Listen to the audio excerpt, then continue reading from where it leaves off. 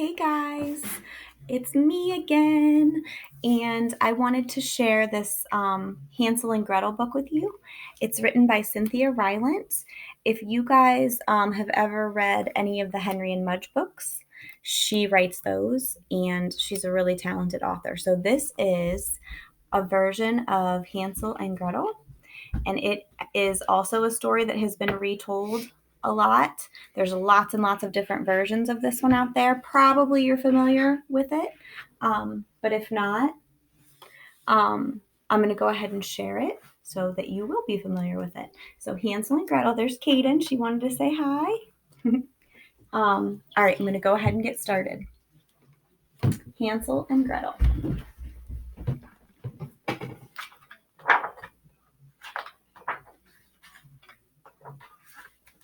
It has been said that guardian spirits watch over and protect small children, and that may be so.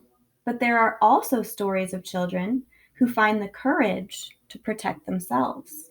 Such is the story of Hansel and Gretel.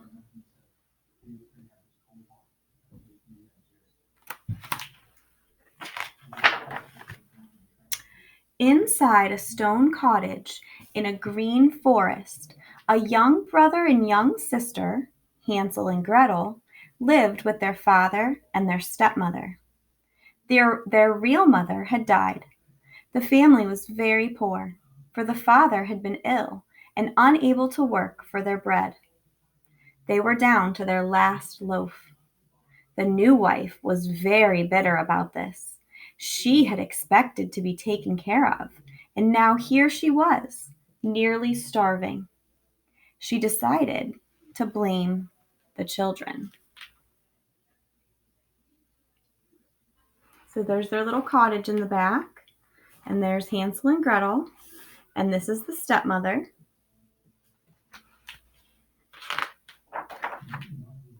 She said to her husband late one night, "We cannot feed ourselves and feed your children at the same time. Because of them, we are starving. Your children eat too much anyway. We must be rid of them." The father was distressed. "They mean no harm," he said. "They are but children." "Children or not, they are eating our bread," said the wife. "They have to go." There are many forms of wickedness in the world. Sometimes it is easy to recognize who is evil. Sometimes it is not easy at all. Wickedness can wear a smile just as goodness can. Hansel and Gretel would soon learn this hard lesson. Late the next evening, the children could not sleep, and they overheard their stepmother plotting to be rid of them. "We will take them deep into the forest and leave them there," the stepmother said. "They will never find their way back home, and what is ours will be ours alone." The father was a weak man. He had been so sad since the children's mother had died that all his courage was gone. He agreed to do what his selfish wife told him to do, for he had no fight left in him. In her little bed, Gretel began to cry softly. "Oh, brother," she whispered to Hansel, "what, we are to die." Hansel, however, was not afraid.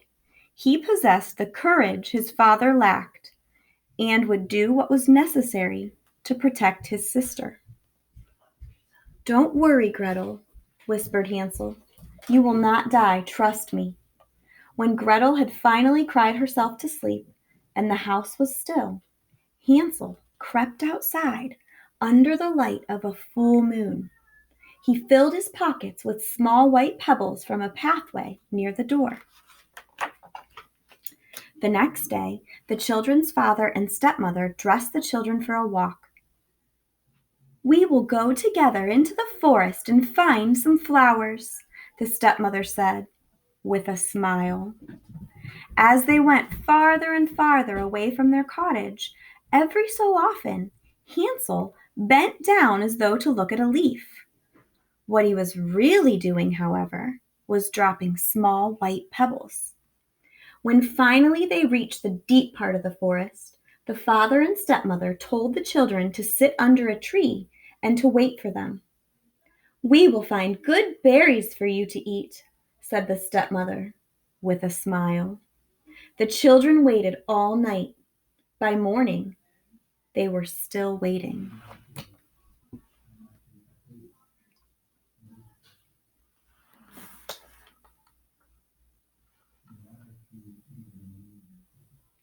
So do you remember in the Three Little Javelinas and the Bad Coyote one, the book that I shared with you guys?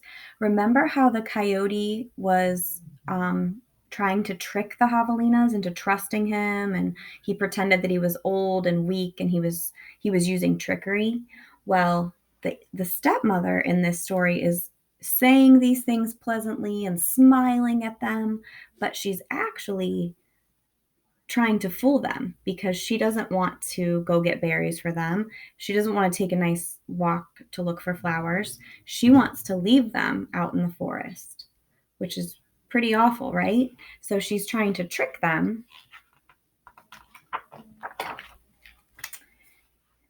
"It is time to go home," said Hansel, and they followed the trail of small white pebbles all the way back home.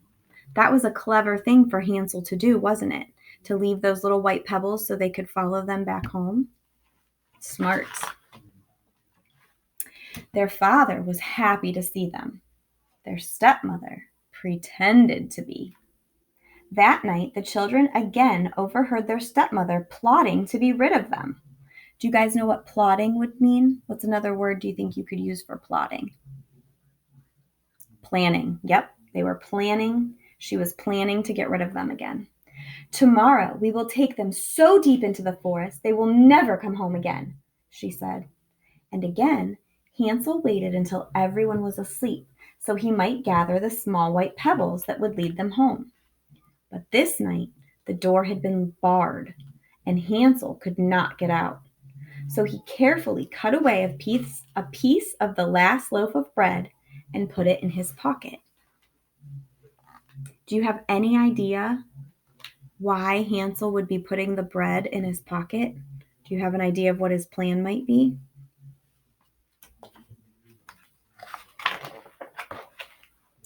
The next day, the children were again dressed to go into the forest. "We will look at the birds," said the stepmother, with a smile. And they walked deeper and deeper into the forest. Hansel stopped now and then as though inspecting closely some small thing. In fact, he was dropping crumbs of bread from his pocket. The father and the stepmother, again, told the children to wait under a tree, promising this time certainly to return with berries. The children waited all night. By morning, they were waiting still. "It's time to go home," said Hansel.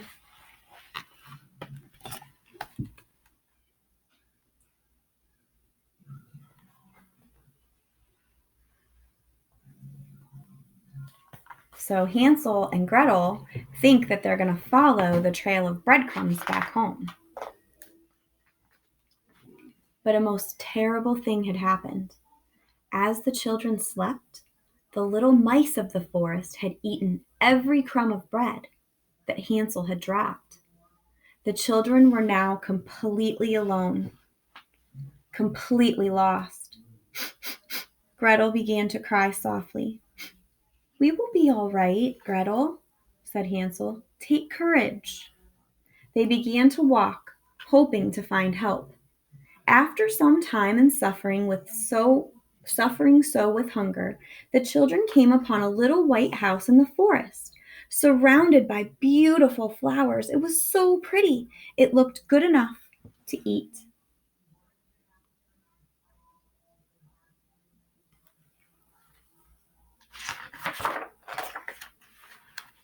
And this is one of those times in the story where there's no words on either page. Remember how we talked about the pictures can speak for themselves? Sometimes there are no words needed, right?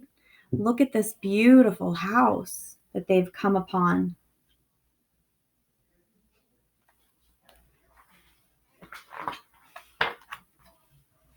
In fact, it was good enough to eat. The children discovered that the house was made of cake and sugar, and they set right to nibbling at it.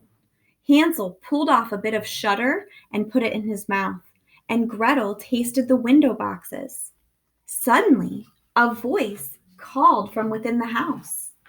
Children dear, children fair, I love children everywhere. And the door opened, and there stood an old woman wearing a smile. If you have schema for this story, you probably have an idea of what might happen. She welcomed Hansel and Gretel into her home, and she fed them warm food and put them to bed under an eiderdown, which is a big warm blanket. The children were so very grateful, but once they were asleep, the old woman picked them up and put them in cages behind the house. When Hansel and Gretel awoke in the morning and realized what had happened, they knew that the old woman was actually a witch. Her smile was gone.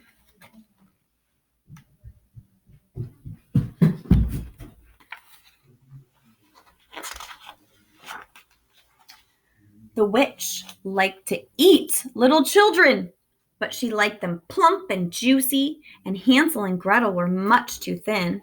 She would first have to fatten them up. She made Gretel help her with the cooking and left Hansel in his cage. She planned to eat Hansel first. Each day, the witch checked on his plumpness.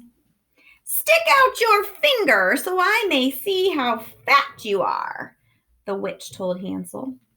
Hansel was not only a brave child, he was a smart child. He had noticed the witch's fading eyesight. So each day, instead of putting his finger between the bars of the cage, he stuck out a chicken bone. Too skinny, shouted the witch, and she ordered Gretel to cook more food.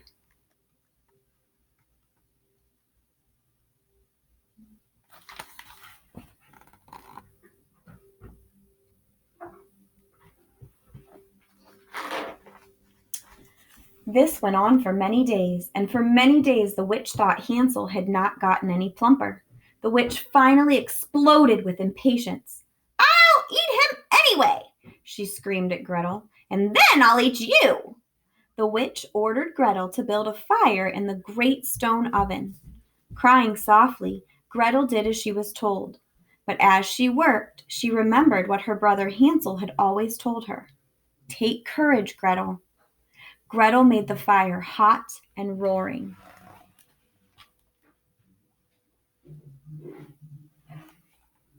When the fire was hot enough for roasting, the witch said, Crawl in, little girl. See if the oven is ready. The witch was now secretly planning to roast Gretel first, since Gretel herself had plumped up nicely. Once the girl was inside the oven, the witch was going to shut the door. Gretel, however, happened to be as smart as her brother. She looked at the open oven. I'm not sure I can get in, Gretel said. I believe it's too small for anyone to fit in there.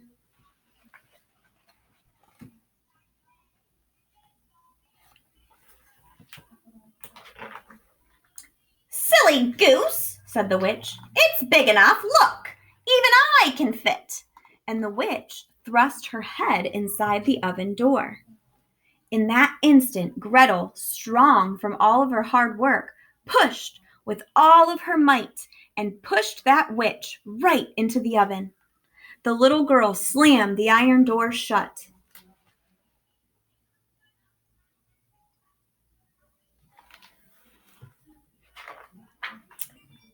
We are saved, Gretel shouted, and she ran to release her brother. They cried happy tears for being alive. Then the children filled their pockets with bits of food and some pieces of gold from the witch's treasure box and set out somehow to find their way back to their home.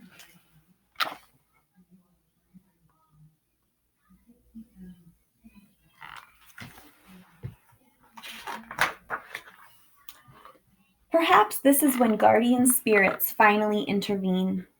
when small children have already been so brave. For when Hansel and Gretel came to a river, a large white swan was waiting there for them. They crossed the river on its back, and when they were again on land, they knew they were very close to home.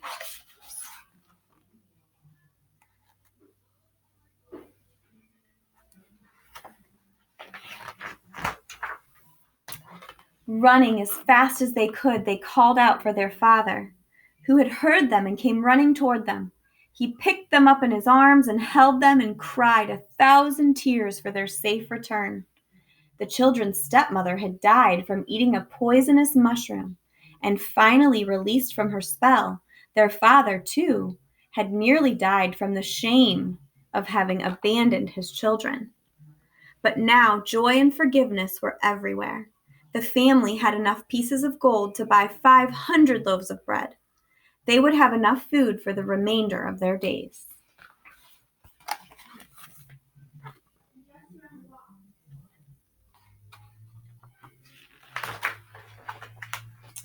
Love would take care of the rest.